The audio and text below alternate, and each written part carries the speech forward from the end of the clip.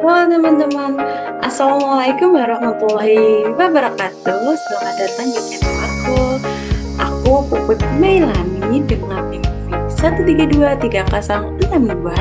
Nah, di sini saya ingin membahas mengenai direct marketing praktis. Nah, di video ini saya akan membuat video ini untuk memenuhi UTS direct marketing praktis.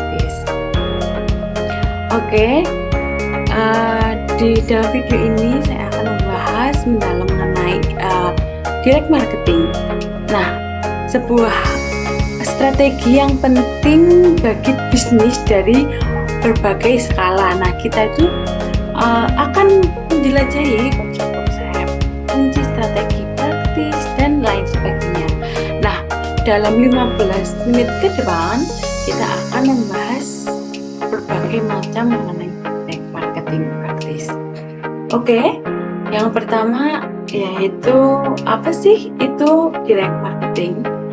Jadi, direct marketing adalah disiplin ilmu dalam pemasaran yang berfokus pada efisiensi tugas pemasaran melalui pengumpulan, analisis, penggunaan informasi individual tentang pelanggan dan prospek. Nah, tujuannya apa sih? Tujuannya untuk mengidentifikasi siapa dari daftar pelanggan dan prospek yang paling mungkin tertarik pada produk, layanan, serta penawaran tertentu. Nah, pemasaran langsung atau direct marketing ini tuh seringkali disebut dengan istilah seperti pemasaran satu-satu, pemasaran hubungan pelanggan atau CRM, kemudian pemasaran loyalitas dan lain sebagainya. Kemudian inti dari pemasaran langsung atau direct marketing adalah menyampaikan pesan yang tepat kepada orang yang tepat dan dalam waktu yang tepat. Ini berarti memberikan informasi yang relevan dan menarik bagi pelanggan, serta menyampaikan melalui saluran dan dengan cara yang sesuai dengan preferensi mereka. Nah, pemasaran langsung atau direct marketing ini tuh bukan tentang mengirimkan pesan saja, tetapi pesan yang tidak diinginkan atau mengganggu, tetapi tujuannya adalah untuk membangun hubungan yang saling menguntungkan dengan pelanggan. Nah, di sini ada jenis-jenis direct marketing atau pemasaran langsung. Ada berbagai jenis pemasaran langsung yang tepat untuk dimanfaatkan. Yang pertamanya yaitu direct marketing atau direct mail. Pengiriman ini tuh pengiriman materi promosi melalui pos seperti brosur, katalog, dan surat penawaran. Kemudian ada pemasaran melalui katalog. Jadi ini tuh pendistribusian katalog produk kepada pelanggan baik melalui pos ataupun digital. Kemudian telemarketing ini tuh menghubungi pelanggan melalui telepon untuk menawarkan produk, pelayanan, atau melakukan riset pasar. Kemudian pemasaran mail. Nah, itu mengirimkan pesan promosi atau informasi kepada pelanggan melalui email. Kemudian pemasaran seluler. Nah, ini tuh menggunakan perangkat seluler untuk menjangkau pelanggan melalui seperti SMS, aplikasi, atau notifikasi pos. Nah, setiap jenis pemasaran langsung atau direct marketing ini tuh memiliki kelebihan dan kekurangan masing-masing teman-teman. Jadi pemilihan jenis pemasaran yang tepat tergantung pada target audiens kita, tujuan kampanye kita, dan anggaran yang tersedia. Kemudian ada peran riset pasar dalam pemasaran langsung. Jadi riset pasar itu sangat penting dan dalam pemasaran langsung atau direct marketing teman-teman. Untuk memahami perilaku konsumen, mengidentifikasi kebutuhan mereka, dan juga mengoptimalkan strategi pemasaran. Nah, riset membantu kita dalam yang pertama, memenuhi bagaimana, kapan, dan mengapa orang membeli produk tertentu, sehingga itu mengurangi pemborosan biaya. Kemudian menyoroti kesalahpahaman tentang produk dan pesan pemasaran. Kemudian memahami alasan dibalik respon atau tidak adanya respon dari pelanggan.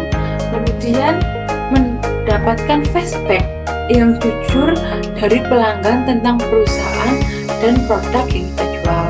Kemudian mengembangkan basis data pelanggan melalui kuesioner atau interaksi lainnya.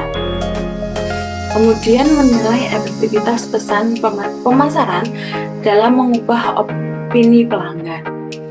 Kemudian ada basis pelanggan, yaitu jantung pemasaran langsung atau direct marketing. Nah, basis data pelanggan adalah kumpulan informasi terorganisir tentang pelanggan dan prospek yang menjadi inti dari perencanaan komunikasi pemasaran. Nah, basis data ini tuh memungkinkan pemasaran untuk yang pertama mengidentifikasi orang yang tepat untuk menerima komunikasi tertentu. Kemudian menyampaikan pesan yang relevan dan personal. Kemudian juga untuk mencatat dan menganalisis respon pelanggan. Kemudian ada untuk mengevaluasi efektivitas kampanye pemasaran.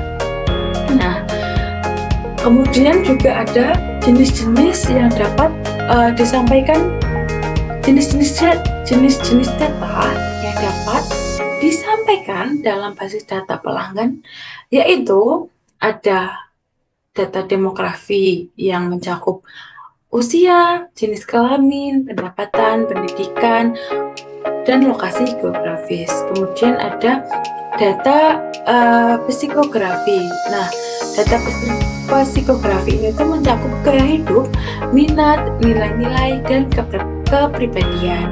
Nah, kemudian juga ada data perilaku pembelian. Nah, ini tuh mencakup riwayat transaksi, frekuensi pembelian, nilai pembelian, dan juga produk yang dibeli. Kemudian ada data interaksi.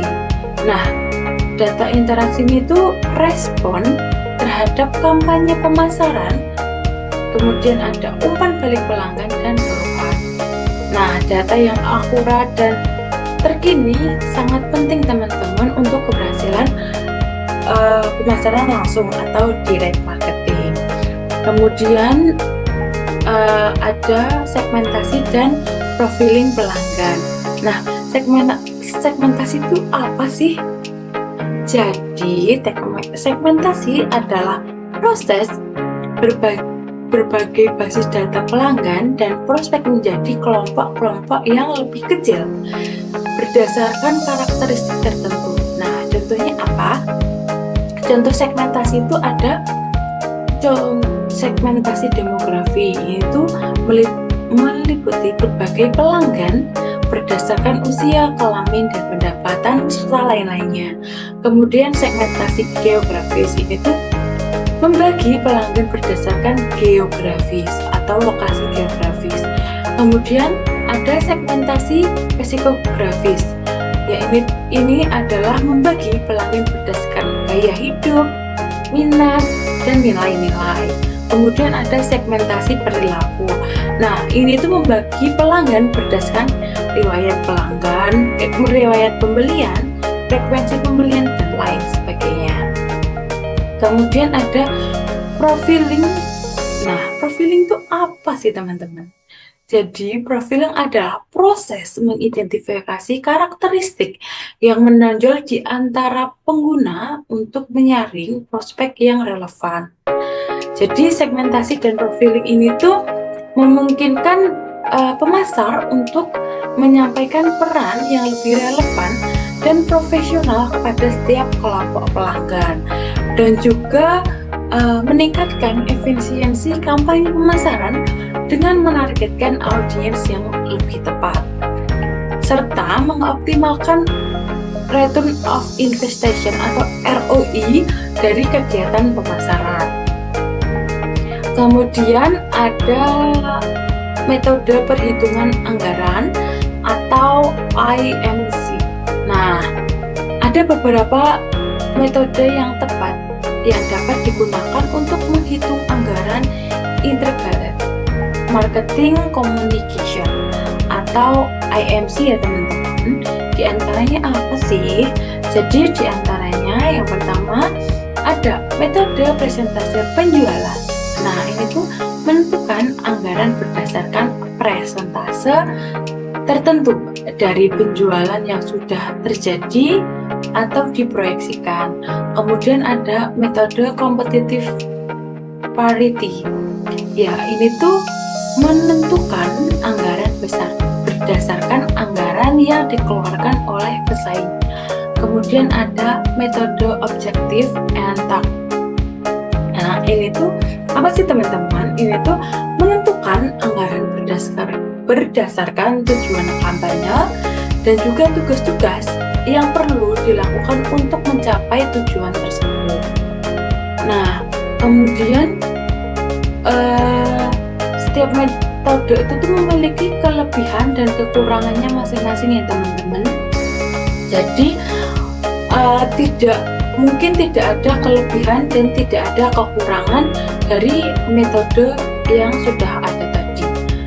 Tinggal kita aja pemilihan metode yang tepat. Ini tuh tergantung pada tujuan pemasaran, kondisi pemasar, serta sumber daya yang tersedia di bisnis kita.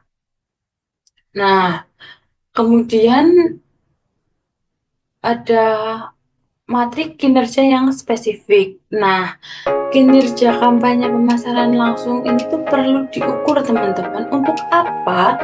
Untuk mengevaluasi efektivitasnya dan membuat perbaikan di masa mendatang.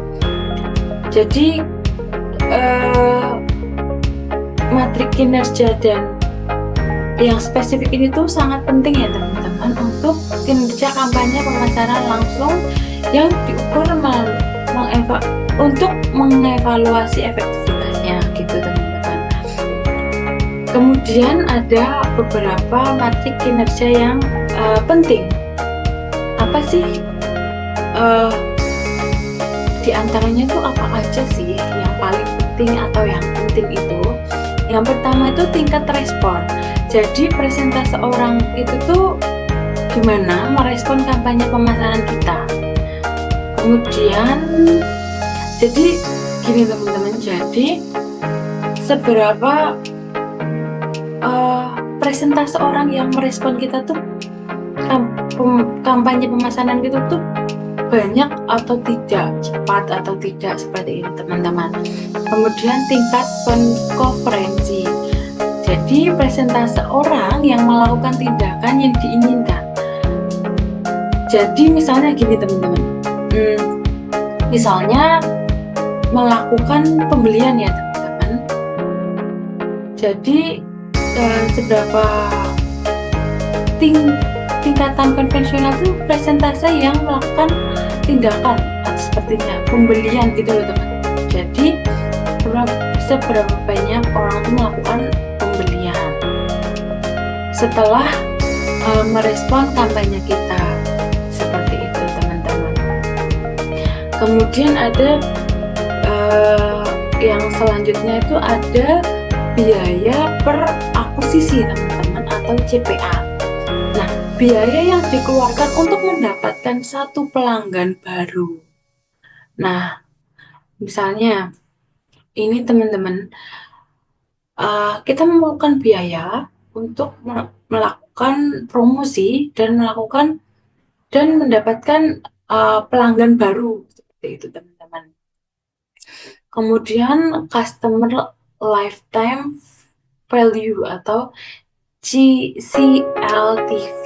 Nah, ini tuh nilai total yang diterapkan dari seorang pelanggan selama masa hubungan dengan perusahaan. Kemudian ada return on on Investment atau ROI ini tuh keuntungan yang dihasilkan dari kampanye pemasaran dibandingkan dengan biaya yang dikeluarkan.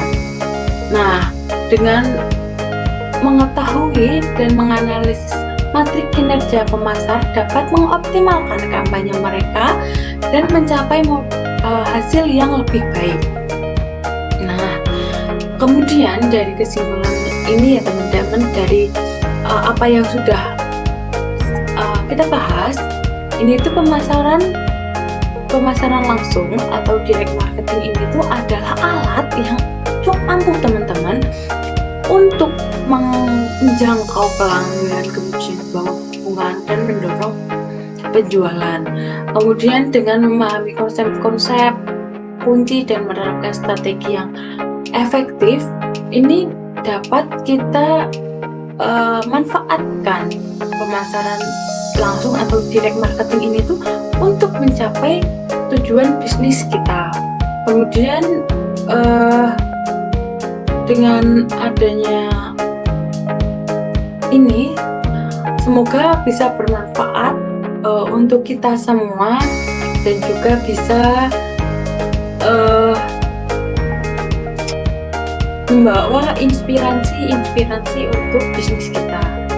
Sekian, terima kasih. Wassalamualaikum warahmatullahi wabarakatuh. Dan jangan lupa like, subscribe, komen, dan share ya teman-teman video ini supaya bisa bermanfaat untuk orang lain. Terima kasih.